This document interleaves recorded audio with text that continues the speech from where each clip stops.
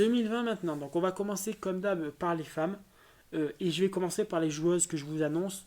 Donc j'en ai sélectionné 4, parce que j'allais pas en faire 50 non plus. Chez les hommes, je crois qu'il y en a 4 aussi, d'ailleurs, ça tombe bien. Donc voilà. Donc on va commencer par la petite française, parce que j'aime bien mettre un petit français ou une petite française à chaque fois. Donc là, ce coup-ci, ce sera Diane Paris. Diane Paris, numéro 1 mondial. C'est un peu comme l'année passée, donc j'espère ce coup-ci que ça va marcher. Non mais Diane Paris, j'y crois un peu plus, parce qu'elle a déjà fait des trucs cette année, en fait, tout simplement. Et elle a gagné le Masters Junior de fin d'année, et numéro 1 mondial, donc voilà. Et Diane Paris a fait quelques perfs, puisqu'elle a gagné un match à Roland-Garros, donc c'est quand même une performance. Et clairement, il y a un truc avec elle, j'aime bien cette joueuse, elle est droite, elle est posée, voilà, elle a la tête sur les épaules, elle n'est pas affolée. Donc Diane Paris à suivre chez les jeunes françaises, peut-être la future vraie révélation du tennis français chez les femmes, on attend un petit peu. Il n'y en a pas trop par rapport aux hommes qu'on voit quand même un petit peu arriver, mais chez les femmes c'est un peu plus compliqué. Donc on va parler ensuite de Marta Kostyuk. Marta Kostyuk, jeune ukrainienne, passion Ukraine, vous connaissez. Je suis vraiment fanatique des Ukrainiennes. L'année passée, je venais annoncer Yastremska, Svitolina, ma joueuse préférée, Yastremska, révélation. Et là, je vous annonce Marta Kostyuk. Il y aura aussi Snigur, mais plus tard. Donc je vous l'annoncerai peut-être l'année prochaine. Mais cette année, c'est Marta Kostyuk, j'y crois beaucoup. Bon, elle a 17 ans, mais on sait que chez les femmes, le tennis, il n'y a pas vraiment d'âge. Donc Marta Kostyuk, vrai, j'y crois. Alors après, est-ce que ça sera pas un peu tôt, je sais pas, mais j'ai envie d'y croire pour peut-être aller choper deux trois tournois. Bon, niveau Grand Chelem, c'est pas la peine, mais niveau tournoi, elle peut aller choper deux trois tournois, se rapprocher du top 30, peut-être rentrer dans le top 30. Voilà, mais Marta Kostyuk, j'aime beaucoup. Voilà, niveau ukrainienne, c'est elle que j'aime beaucoup dans les nouvelles qui arrivent. Donc voilà. Ensuite, Priscilla Hon. Priscilla Hon, c'est une jeune Australienne que j'ai découvert l'année passée, justement sur la tournée australienne de début d'année. Et j'ai plutôt accroché. Donc bon, je mettrai pas, c'est pas la plus grosse espérance de ces quatre, mais j'avais envie de la citer, voilà, parce que je me dis pourquoi pas. Elle a un truc à jouer, elle joue plutôt bien. Voilà, un jeu rodé, donc j'attends de voir. Je l'ai pas encore assez vu jouer pour vous décrire vraiment ses coups, son jeu. Mais j'attends de voir, peut-être qu'il y a un truc à faire chez elle en 2020 et peut-être une vraie évolution. On verra. Et enfin, pour moi, c'est vraiment qui va faire un truc et j'y crois beaucoup. C'est Marie Bouskova. Marie Bouskova, qui a vraiment gêné Serena, je crois, je ne veux pas dire une bêtise, je crois que c'était à l'US Open, qui était à deux doigts de la battre, qui lui a pris un set et qui était pas loin de gagner tout simplement et qui joue vraiment, vraiment bien. J'aime beaucoup son jeu. Dans le style un petit peu défense, très très bonne défenseuse, un peu à la Kenin, un peu à la Svitolina. Donc j'aime beaucoup ces joueuses-là. Mais vraiment j'y crois parce qu'elle est capable, elle a le mental, elle est très sérieuse, très appliquée dans son jeu. Il faut qu'elle soit un petit peu plus présente sur toute la saison. Voilà, parce qu'on l'a pas trop vu sur la fin d'année, je crois qu'il y a eu des problèmes de blessures. Donc j'espère qu'on la verra plus. Mais Marie Bouskova, vraiment, je pense que 2020 peut être vraiment une révélation pour elle. Alors de là à aller gagner des grands chelems, pourquoi pas, on ne sait jamais. Regardez Andreescu qui n'était pas vraiment attendu à aller le faire, donc pourquoi pas. Si jamais vous souhaitez découvrir des joueuses ou des joueurs comme moi, n'hésitez pas, venez me suivre sur Twitter parce que je le dis souvent. D'ailleurs là j'ai un tweet, je vais essayer de vous l'afficher si je le trouve. Je l'avais dit pour Andreescu que j'avais suivi son premier match en janvier. C'est là que je l'ai vu jouer pour la première fois. Alors il y en avait qui suivaient déjà depuis 2018 ou avant. Moi je l'ai vu jouer là. Et de suite j'ai lâché un tweet pour dire que j'aimais beaucoup son côté, sa puissance et tout. Et ça n'a pas raté. Donc si vous voulez découvrir des joueurs ou des joueuses, vraiment n'hésitez pas à me suivre. Sur la saison, qu'est-ce qu'on pourrait dire? Je pense qu'on va avoir à peu près la même genre de saison. Ça sera éparpillé. J'ai l'impression que vraiment la WTA c'est fait pour ça. Il n'y aura pas une joueuse qui va tout gagner. Alors après Andreescu, s'il n'y a pas de souci de blessure, parce qu'on sent quand même qu'elle a des problèmes physiques à chaque fois. Là encore sur la fin de saison, elle a encore été gênée. Mais si elle n'est pas trop gênée pour les blessures, je pense elle risque de finir numéro 1 mondial. Après, c'est toujours prêt. Il faut voir si elle est capable d'enchaîner. Parce que si elle va gagner un grand chelem et qu'elle ne fait plus rien, c'est pas la peine. Donc, Andreescu peut finir numéro 1. Année assez éparpillée. Svitolina, je vais vous la redire. Parce que, comme je vous ai dit, si elle fait les perfs en grand chelem comme elle a pu faire en faisant un petit peu mieux, on en a cherché une finale. Et j'espère un grand chelem parce qu'elle mérite tellement, tellement d'avoir un grand chelem. Donc, j'espère qu'elle va faire un grand chelem. Et une saison plus régulière sur les tournois. Attention à elle pour la place de numéro 1 mondial parce que elle va être régulière sur la saison, très peu blessée, ou alors si elle est, c'est pas longtemps. Voilà, emmerdante tout le temps. Donc voilà, niveau Grand Chelem, ça sera assez ouvert. Je pense que Andreescu peut quand même aller en choper un ou deux. Ça dépendra, voilà, toujours les Alep, attention, les Svitolina, moi j'y crois, j'ai envie d'y croire, je pense qu'elle en est capable. Et toujours pareil, toujours les mêmes joueuses, peut-être une surprise. Attention à Sofia Kenin qui peut passer aussi un cap. Osaka, je vous dis, qui a changé de coach, qui peut vraiment faire mal de nouveau. Donc voilà, c'est assez ouvert. Je ne citerai pas vraiment de nom spécial. J'attends aussi Yastremska. Donc comme je vous ai dit, sur les grands chelems, notamment sur les gros tournois, elle vient de changer de coach. Elle a récupéré Sacha Bagin. Je suis très content parce que Sacha Bagin, c'est un vrai coach.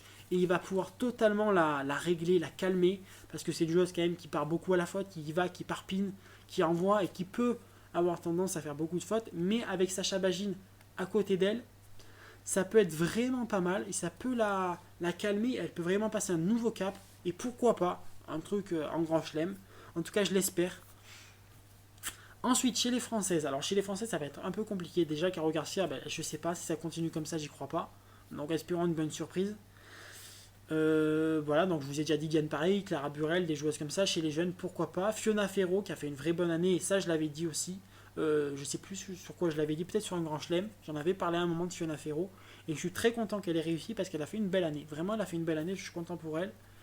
Et Kristina. Alors, Kristina Mladenovic, alors il y a beaucoup de trolls, on la troll beaucoup et tout. Mais Kristina Mladenovic, il y a eu Sacha Bagin qui est passé. Je pense que ça lui a fait un peu de bien. Voilà, il n'était pas censé rester, il est parti à la fin de l'année. Là, elle a encore changé de coach. Mais en tout cas, Kristina, qu'est-ce qu'elle nous a fait en Fed Cup? Incroyable. C'est elle qui nous fait tout simplement gagner le titre parce qu'elle a été incroyable, tout simplement. Elle a super bien joué. Vraiment, elle n'a pas volé du tout cette Fed Cup. Et c'est quasiment que grâce à elle qu'on gagne. Donc vraiment bravo à elle. Et j'espère pour elle parce que franchement, je l'aimais bien au début quand elle marchait bien là, il y a 3 ans. Et on va passer donc chez les jeunes. Alors chez les hommes, pareil, j'ai 4 joueurs, dont un qui va clairement faire mal. Bon, ça c'est annoncé aussi, c'est un peu comme Gary l'année passée, tout le monde l'annonce. Mais bon, voilà. Donc déjà chez les hommes, garçons, donc je vais vous citer Hugo Gaston chez les Français, en jeune français, parce que vous savez que j'aime bien annoncer les Français. Donc Hugo Gaston, qui est vraiment un joueur qui a un potentiel, un beau potentiel, qui a fait vraiment des trucs intéressants en junior, qui a été numéro 1 mondial aussi, je crois, à un moment. Donc Hugo Gaston, faut voir comment il passe ce cap du circuit principal, tout simplement. Je pense qu'il a un truc à jouer. Voilà, Hugo Gaston, chez les jeunes français, c'est sur lui que je miserai le plus, en tout cas vraiment qui n'ont pas encore percé ou qui ne sont pas là encore pour l'instant. Mais voilà, Hugo Gaston. Ensuite, alors je vais vous citer un nom un peu surprenant. Mais c'est Vasek Pospisil. Vasek Pospisil, alors qu'il y a 30 et quelques ans, 31 ou 30 ans, je sais plus. Il a dans la trentaine en tout cas. Mais il revient. Alors il est revenu un petit peu. Et puis il y a eu des matchs. Voilà, à un moment il emmerde Gaël mon fils, à un match. Et puis là, sur la fin de l'année, il y a eu la Coupe Davis. Il a très bien joué avec le Canada. Vraiment impressionnant. Et je me dis pourquoi pas, il revient. Voilà, il a eu quelques galères, pas mal de galères physiques et tout. Dans sa carrière, il a été un peu emmerdé tout au long de sa carrière. Mais si 2020 ça se passe bien pour lui, écoutez, Vasek Pospisil peut faire quelques trucs assez surprenants.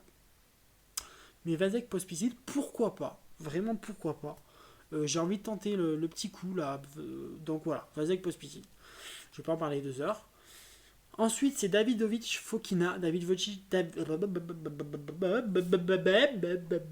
Donc Davidovic Fokina, c'est un jeune joueur espagnol et qui a un truc, j'aime bien ce joueur. En fait, j'aime bien son style. Il a un bandeau là et j'aime bien. Bon bref, voilà, j'aime bien. Il a un style qui me plaît. Voilà, je ne vais pas comparer, mais j'aime bien son style. Donc Davidovic Fokina, je ne vais pas vous en parler 2 heures parce que je suis pas assez renseigné sur le mec. Je l'ai pas assez vu jouer, mais je l'ai vu quelques fois jouer, un petit peu passé par là, et j'aime bien son style, j'aime bien tout. Et enfin, El Craquito de la Vega 2020, clairement, le Christian Garin 2020, voire plus, vraiment attention à lui, Yannick Sinner, alors là, phénomène, il est phénoménal, très fort, vraiment Yannick Sinner, il a fait une très belle année déjà, là, alors qu'on ne connaissait pas trop, et vraiment, je l'ai vu jouer, j'adore, il a la puissance. Il joue bien, il joue très bien, c'est un jeune Italien. Et Yannick Sinner, écoutez, alors je dis pas qu'il va aller chercher des grands chelems, être numéro 1 mondial, j'ai pas dit ça, mais attendez-vous à avoir 2, 3, 4 titres de sa part cette année, ça ne me choquerait pas, vraiment peut-être pas 4, mais 2 ou 3. Top 30 mondial, pourquoi pas, franchement, il peut vraiment rentrer dans le top 30, je pense qu'il a les capacités. Donc Yannick Sinner, pour moi, il n'y a pas photo. Enfin voilà, sur la fin de l'année, quand je le vois battre un Gaël Monfils, quand je le vois faire des performances, ça me choque même pas. Je sais qu'il a ses potentiels. J'en ai pas à vous dire 50 trucs. Jannik Sinner, crack 2020. Et chez les femmes, Marie Bouskova. Voilà les deux que j'annonce vraiment pour l'année. Ensuite, alors, j'ai dit l'année passée, mais je vais le redire, je pense que c'est l'année du changement. Je pense que quelqu'un qui n'a pas de grand chelem va en gagner un. Et je pourrais même vous dire, allez, on va dire 3 ou 4 noms de joueurs potentiellement vainqueurs de grand chelem qui n'ont pas de grand chelem et qui vont gagner un. Dominic Thiem, qui va gagner Roland Garros, en tout cas, c'est là où il a le plus de chances. Et je pense qu'il en est tellement proche chaque année qu'il se rapproche que Dominic Thiem a toutes ses chances. Tsitsipas, s'il joue comme le Masters qui vient de gagner le Masters de fin d'année, il peut gagner un grand chelem. Qui c'est que je pourrais dire d'autre? Daniil Medvedev, ça n'a aucun doute sur ça qu'il va en gagner un. Mais là, je vous le dis, il va gagner un grand chelem dans sa carrière, c'est sûr. En 2020, c'est assez possible. L'Open d'Australie, l'US Open, sûrement un des deux.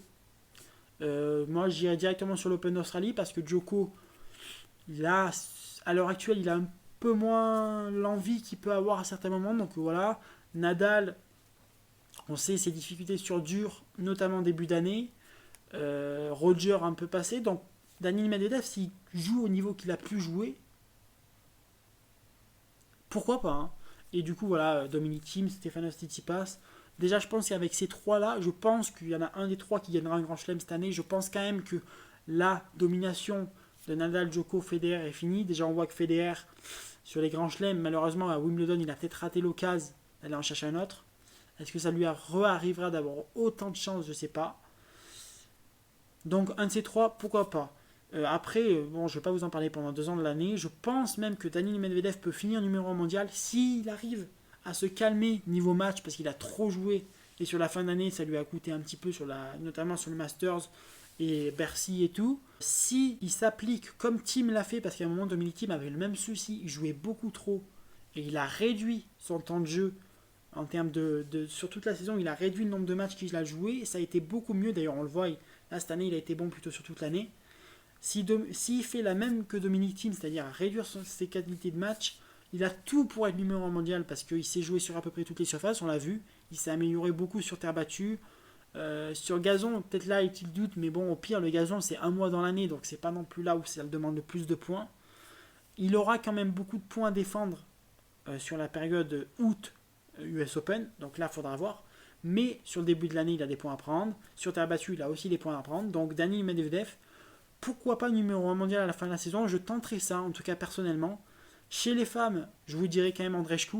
Après, je mettrai Svitolina en perso parce que ça c'est de raisons personnelles. Voilà. Et voilà, donc je pense qu'on a à peu près tout. Il y aura donc une vidéo qui va arriver Open Australie. Je vais essayer de la faire parce que voilà, si j'ai le temps. Et je vais essayer de reprendre aussi les séries vidéo sur les séries justement. Voilà. Donc là, la vidéo est un petit peu longue, je suis désolé, je vais essayer de la réduire le plus possible. Mais j'avais envie de beaucoup de parler, ça fait longtemps que je n'avais pas fait de vidéo. Donc voilà. Pour cette vidéo, ça me semble terminé. Comme d'hab, si vous avez des questions, commentaires, réseaux sociaux, je ne suis pas une star, donc je peux vous répondre. Voilà.